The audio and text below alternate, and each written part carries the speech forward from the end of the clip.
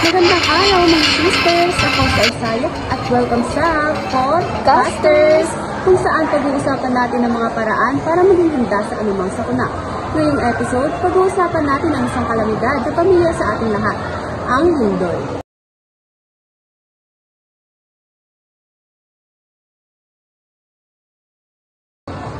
Ayan, kahit sound effect lang yan, marami sa atin ang biglang kinakabahan kapag naririnig ang salitang lindol.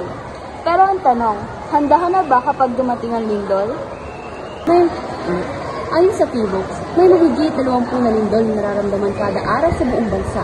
Karamihan na hina lamang, pero hindi natin alam kung kailan tatama ng malakas, tulad ng tinatawag na the big one. Kaya ngayong araw, alamin natin ang tatlong H ng pagiging handa sa lindol. H1, handa sa bahay. H2, handa sa sarili. At H3, handa sa komunidad. Una nating pag-uusapan ay ang handa sa bahay. Siguraduhin matibay ang bahay, lalo na kung nasa fault line area.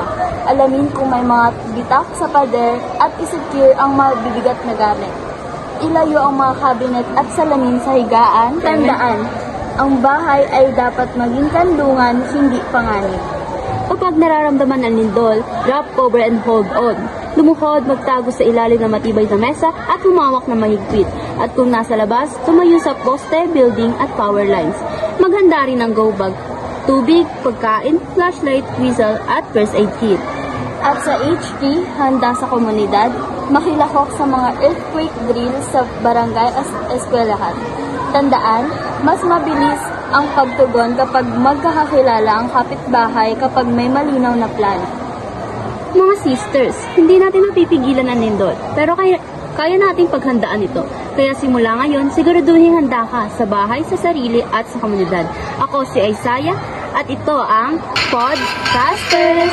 Hanggang sa susunod na episode, maging ligtas at alerto mga kababayan.